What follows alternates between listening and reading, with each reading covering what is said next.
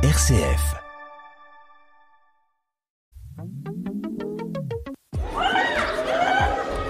Ne laisse jamais personne te dire que tu n'es pas capable. Si tu as un rêve, tu dois le protéger. Bonjour chers auditeurs de RCF Cœur de Champagne. Vous êtes bien dans l'émission Parole de jeunes.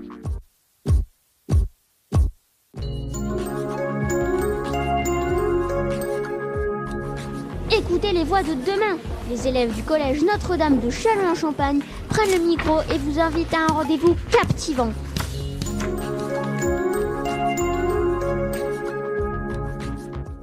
Bonjour à toutes et à tous. Bienvenue sur les stands de la direction interdiocésaine de l'enseignement catholique à la foire de Châlons-en-Champagne. Vous écoutez Parole de jeunes, une émission produite et animée par les élèves du collège Notre-Dame de Châlons.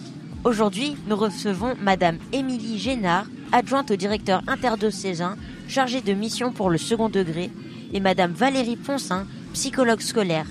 Merci à toutes les deux d'être avec nous.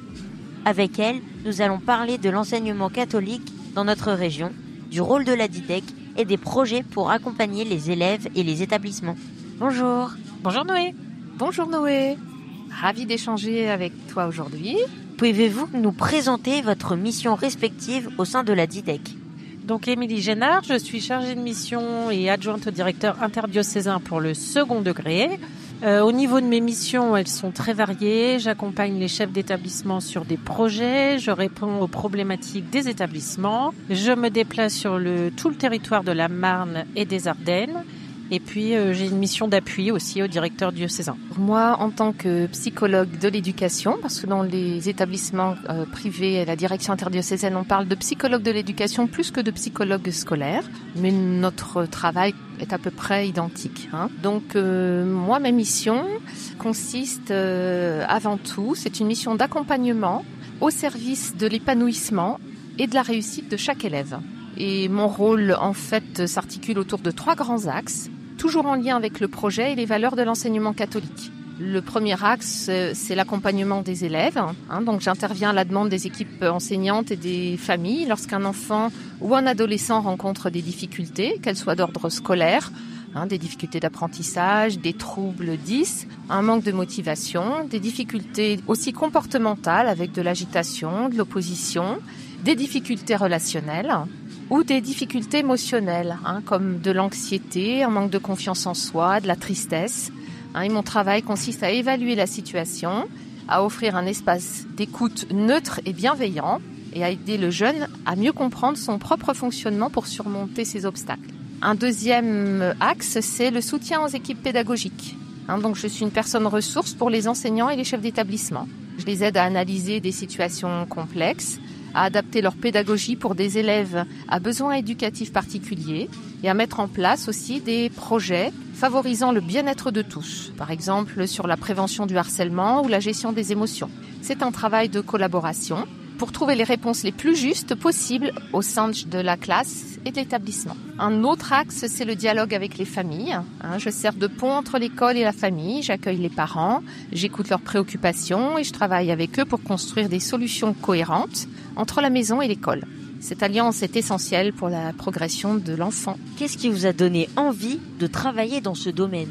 En fait, c'est, je pense, la conviction profonde que l'école est un lieu de vie essentiel où se construisent non seulement les savoirs, mais aussi la personnalité et le rapport aux autres. J'ai toujours été passionnée par la psychologie de l'enfant et de l'adolescent et l'idée de pouvoir agir en prévention directement au cœur du système éducatif pour aider un jeune à surmonter un obstacle qui pourrait entraver tout son parcours. Tout ça, c'est une source de motivation extrêmement forte pour moi. Quels sont les défis principaux que vous rencontrez dans vos missions ? Alors, les défis d'aujourd'hui, je dirais, c'est tout ce qui peut concerner le harcèlement. Donc, c'est vrai que là, je rejoins ma collègue, c'est un travail commun que nous menons ensemble entre les familles, les chefs d'établissement, les jeunes et nos psychologues de l'éducation. Et puis, des défis, je dirais, pas de recrutement, parce que les élèves qui viennent chez nous sont convaincus, mais des défis démographiques, parce qu'en ce moment, on manque d'élèves. Alors, quant à moi, les défis principaux, ils sont nombreux en fait. Mais je crois que le premier dans mon travail, c'est la diversité et la complexité des situations. que ce soit les troubles d'apprentissage, la phobie scolaire, l'anxiété de performance, les problèmes familiaux, l'impact des écrans. En fait, il n'y a pas de solution toute faite. Un autre défi majeur, c'est le temps. La demande est forte. Il y a beaucoup d'établissements, la demande est forte et il faut pouvoir répondre au mieux aux urgences tout en menant un travail de fond. Un défi constant également, c'est de mobiliser tous les acteurs, que ce soit la famille, l'école, les soignants extérieurs, pour travailler ensemble de manière cohérente autour de l'enfant et de l'adolescent. Ça, c'est primordial. En quoi le bien-être psychologique influence-t-il la réussite scolaire ? Alors, c'est un lien fondamental et direct. Un élève qui se sent anxieux, triste, en insécurité ou dévalorisé, il n'est pas disponible cognitivement pour apprendre. Ses ressources attentionnelles et sa mémoire sont mobilisées par sa souffrance. Et le bien-être psychologique, je dirais que c'est le terreau indispensable sur lequel les apprentissages peuvent s'épanouir. Et un enfant serein et confiant osera se tromper, osera poser des questions et s'investir. Comment peut-on mieux prévenir le harcèlement scolaire ? Alors, cette question est très intéressante parce que la prévention, c'est en fait la clé. Et cette prévention, elle doit s'articuler autour de 3 axes. Le premier axe serait de libérer la parole, créer un climat de confiance où les victimes, comme les témoins, osent parler sans crainte. Un deuxième axe, c'est l'éducation à l'empathie. Dès le plus jeune âge, travailler sur la reconnaissance des émotions, le respect de l'autre et la compréhension des conséquences de ses actes. Ça, c'est quelque chose de primordial également. Un autre axe, c'est de former les adultes.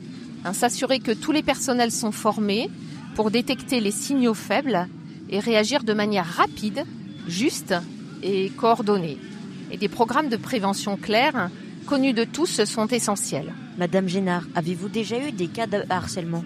En tant qu'enseignante ou en tant que chargée de mission ? Parce que j'ai la double casquette. Dans les deux.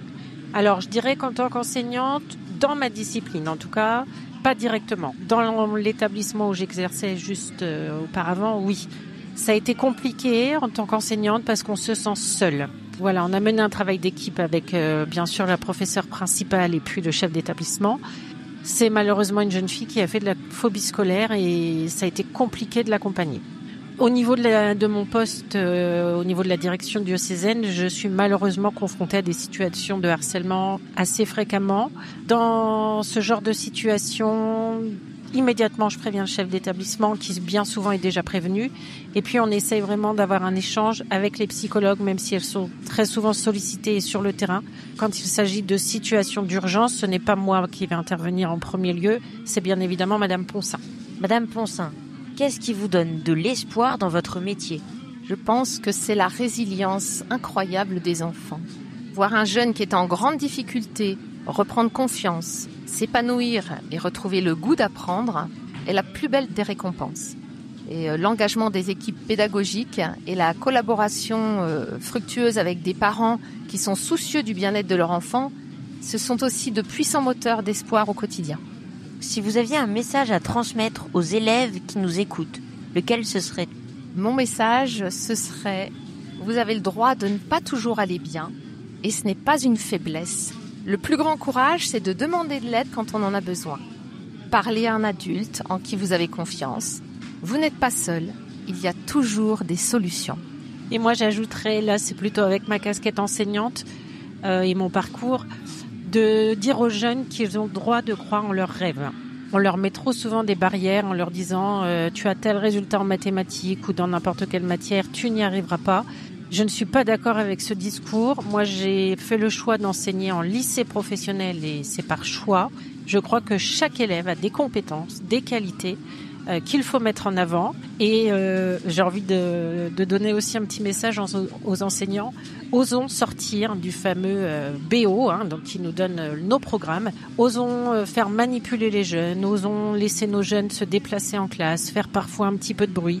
Voilà, moi j'ai vraiment envie de croire dans le potentiel de chaque élève. Comment travaillez-vous avec les chefs d'établissement ? Alors, les chefs d'établissement, on a un contact très régulier en fait. Moi, ils vont me contacter parfois pour des questions un petit peu techniques, pour les accompagner sur, par exemple, la préparation de journées pédagogiques. Et puis, nous avons 3 temps forts dans l'année, donc nous les réunissons autour de 3 thématiques. L'année dernière, nous nous sommes rencontrés pour faire vivre les nouvelles orientations interdiocésaines. Et puis, évidemment, nous sommes à leur disposition pour tout type de questions. Voilà, de mon côté, en fait, le chef d'établissement, c'est le premier partenaire. C'est parce que c'est le chef d'établissement qui va donner l'alerte quand il y a un problème avec un élève. Et donc, notre collaboration, elle est basée sur la confiance et la confidentialité. Et le chef d'établissement me sollicite pour des situations individuelles ou des problématiques de groupe. Et de mon côté, je lui apporte une analyse psychologique, des conseils pour la gestion de situations de crise. Et je peux l'aider à impulser une politique de bien-être au sein de son établissement. C'est un véritable travail d'équipe au service du projet global de l'école. Quel projet marque cette nouvelle année scolaire pour le premier et le second degré ? Alors, nous avons beaucoup de projets cette année, donc j'en ai parlé juste auparavant. Nous avons proposé des conseils d'établissement pour voir où en sont nos orientations diocésaines.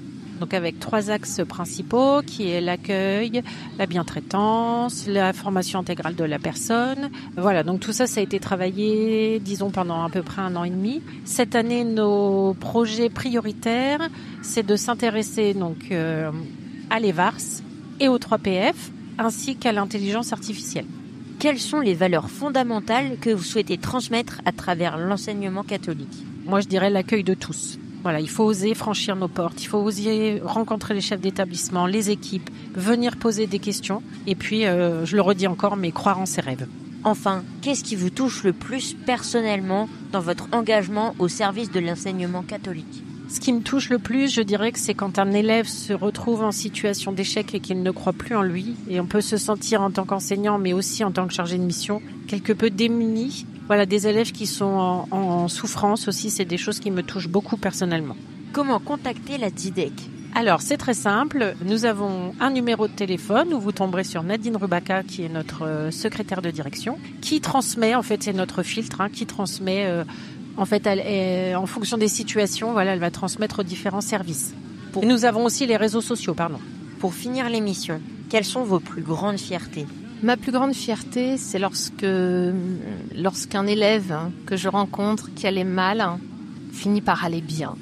Lorsqu'un élève qui a des difficultés scolaires est bien accompagné par l'ensemble des partenaires, à savoir l'école, la famille, les parents, l'institution et les structures extérieures. Lorsque tout le monde s'accorde, on arrive à un projet formidable pour l'enfant qui va lui redonner confiance en lui et le faire évoluer et lui donner un avenir plus serein que celui qu'il envisageait. Merci beaucoup, mesdames, d'avoir partagé avec nous vos missions et votre vision de l'enseignement. Merci, Noé. Merci à toi, Noé. Cette émission, Parole de jeunes, produite et animée par les élèves du collège Notre-Dame, était réalisée sur le stand de la direction interdiocésaine de l'enseignement catholique à la foire de Châlons-en-Champagne. Merci à nos invités, merci à vous pour votre écoute et très belle rentrée à toutes et à tous.